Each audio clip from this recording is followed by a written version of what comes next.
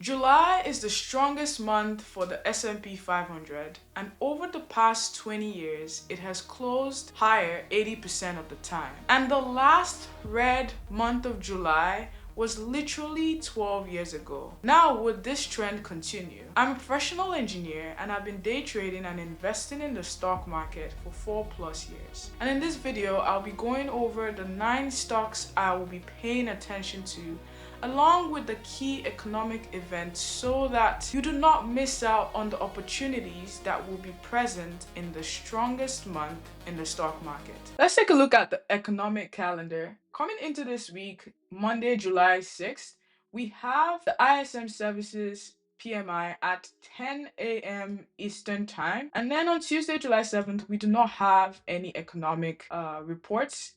But on Wednesday, July 8th at 2 p.m. Eastern Time, we have the FOMC meeting minutes. So the last FOMC meeting minutes will be released for people to view. If there's a change or if there's something that people did not pick up on last time, then the market will have a reaction. If not, most likely be a mute event. So it's not going to move the market. On July 9th, at 8:30 a.m. Eastern Time, we have the unemployment claims. It's orange folder, holds less significance. And on Friday, July 10th, nothing to worry about. Now, sometimes President Trump can decide to speak on any other days, and then this calendar will be updated. So I would provide an update in my free community for those that are in it. Now, let's move on. I will show you some important data and information that you need to know for this coming week and the month in general. Now, looking at this image I have right here, I just want to show you that basically the past 20 Julys, we've seen an average return of 2.4%. 16 of them have been green and 4 of them have been red. The last time we had a July that closed red was back in 2014, and the drop was less than 2%. Now we have gone 12 years with just green July months, which is fantastic. 2022 was the strongest one that you can pay attention to, right? Right before we right before we started to have that significant correction in the market. 2023 was green, of course, but something interesting stands out to me this year when we're looking at the market. If you look at the US 30-year government bond yields, basically, how does yields impact the market? When the yields are high, you see growth names, tech stocks tend to sell off a bit, right? Because what borrowing costs is higher. And when you look at this yield graph, we are at levels that we had not seen since 2007, 2008 area. If you look at this point, right, and drag it across. Like the last time we were this high was back in 2008, 2007. So you can see some people maybe online on X, maybe putting fear in your mind. But if you know what's happening and know what tends to happen and understand the economic side of things, I'm not going to get into in this video, you know how to navigate the market. Now, when this tends to happen, which stocks tend to perform best? You will see names like the financial names be trading at their all-time highs. And I'm going to be showing you one of the tech names that tends to hold strong when we are in this environment coming up shortly. But let's move on to SPY and see what happened and see how we are going to trade it for this coming week. Now, last week, the key level to watch for upside was 740. Coming into this week, we retested 740 on Thursday. What did we do? We pushed higher, even up to 751s, and then we failed and we retested 740 on Thursday. Now, if everything stays the way it is, we don't gap down, we don't gap up, what do we want to see? We want to see if 746.71 starts to reclaim, 749.38, and potentially if we're able to take out this Thursday's high, we can start testing levels around 753 and 754. Now, if 740 fails, then there's a chance that this 736 level gets revisited and 732. As usual, I'll be updating those in my free community as to what is happening on a daily basis. Now, when it comes to QQQ is much weaker. Like what I said earlier, when yields are high, in a high yield environment, tech names tend to get impacted. People would move their money to safe assets or companies that are mainly self-funded. So we can see that QQQ dropped really strongly after hitting a high of 730 730 730.86 on Thursday, but the high of the week was around 731.92 area. So now I want to see QQQ build above this area and potentially revisit 735.76 for continuation higher, for there to be for strength to come into this market, for strength to come into the QQQ and tech sector. Until then, it will be really hard to trade QQQ because there's just not enough strength as of right now. If it stays around this lower 700 levels, if it fails 707.56, QQQ could revisit 705 and 700 shortly, and even come down to the lows from June if we continue to see weakness. But as for upside, you want to see 730 reclaim with strength and QQQ start to show strength. That's when it'll be convincing that, okay, we could actually see new all-time highs, or at least bare minimum revisit the previous all-time high levels. Some tech names that I want to talk about. First name, Tesla. Last week, I did mention that Tesla needs to get above the 200-day moving average. Tesla did that, but something interesting happened on Thursday. It failed 418. And in my free community, I did mention this. You do not want to see Tesla fail 418 again because it had it retested, it held it nicely, pushed higher into 433.54, but it failed that 418 woefully, failed 400 and started to find support at 389. Now for Tesla, I want to see if Tesla is able to hold this support at 389 and then start to reclaim 402.66 and potentially reclaim 418 again. This name has just been eating buyers and sellers money. But if Tesla fails 389.30, there's room down to 378 and this low in June here for at 368.60. Next name on the list is Apple. The reason I want to talk about Apple today is I mentioned earlier that when high yields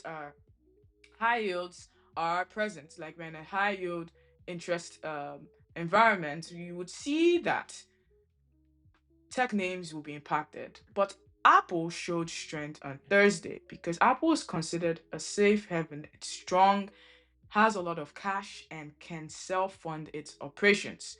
So Apple is seen as though one of those stocks that are still okay, it's good.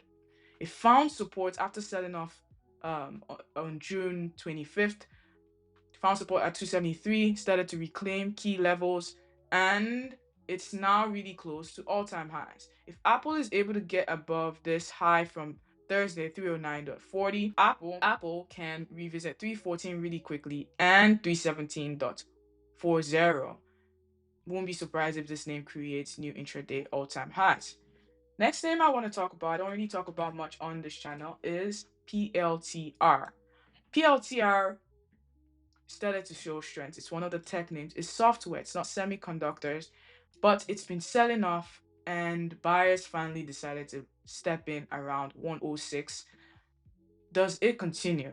It stood out to me because when the market was selling on Thursday, PLTR continued to hold above the previous day's high. The previous day's high continued to hold and show strength. right? Even when it dropped and it consolidated. Now I want to see if PLTR is going to get above 132.88. If it's able to do that, I want to see if we get something like this, a retest of 132.88 for a push into 136. If 136 hold, then there's a chance it goes to 138 and then 140.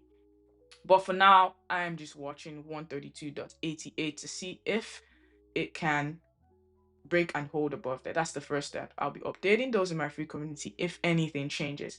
Now, if this name starts to break down and it fails, if this name starts to break down and it fails 129.56, which is the close from last week Wednesday, there's a chance it runs down to 118 again. If 118 doesn't hold, then this gap fill level at 116.60 is in play.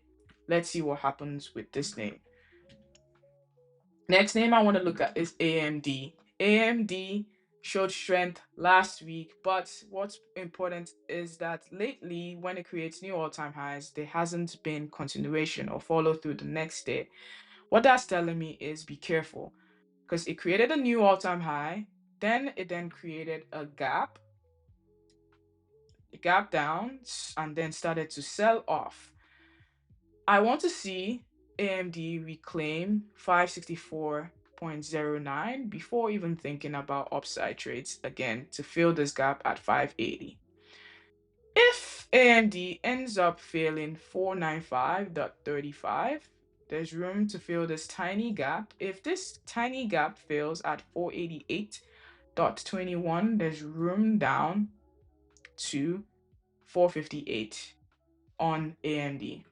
Something to watch out for. The next name I want to talk about is Nvidia. The king of the market has not been kinging. It's been showing weakness, and it's only a matter of time before it shows where it truly wants to go. In my opinion, until Nvidia at a bare minimum reclaims 200.80, leave this name alone towards the upside because you just be caught in chop. If it's able to get above 200.80, there is room to this 203.77 area. If it's able to get above this 203.77, there is room to fill this gap at 208.56. That's something that I'm paying attention to. That's the upside play that at least has a good risk to reward if you're going to attempt to play it, right? Like if you're going to try to at least capture an upside move, yes, there's risk, there's a good balance of risk to reward. But if NVIDIA is not able to hold this low that it has created here and it fails, there's room down to 189 and this 188 supports, which is close to the 200-day moving average. Now, if 188 fails on this name and it gets retested and just doesn't hold, we could now see a quick breakdown here to 185.74 and even lower. As usual, I'll update those in my free community as to what's happening. The next name I want to talk about here is INTC. INTC, what is happening? INTC created a new high, traded this name towards the upside, but then it did not have continuation the next day. Similar to AMD, it failed, created a gap, and has just sold lower into this previous support areas that you can see. So now watching, if it just fails to hold this 117.63 and 116, potentially it could have a 3-point move down to 113 once 116 fails. And then if 113 fails, 110. And then if 110.51 fails, there's a gap to be filled at 107.04. That's what I'm watching on Intel. For any upside trades, really, I want to see 135.74 be reclaimed. If it can, great. I want to see that start to show. For that to happen, 130.74 would need to show strength, and then you see a push, and then would then have a shot to fill this gap here. But until then, we wait and we see because we don't want to be caught in a chop. The last name I'm gonna mention is a name I haven't mentioned on this channel. It's Hood. It's a fintech name, and I just want to talk about Hood because of what I was seeing, what I'm starting to see with sector rotations and how this name has been showing some form of strength. So on Friday, yes, the market was selling, but Hood started off the day. Sorry, on Thursday, the market was selling, but Hood started off the day with so much strength. We tested 120 significant level, but it failed because the market was weak. But it did not break key support levels that just invalidated the upside move.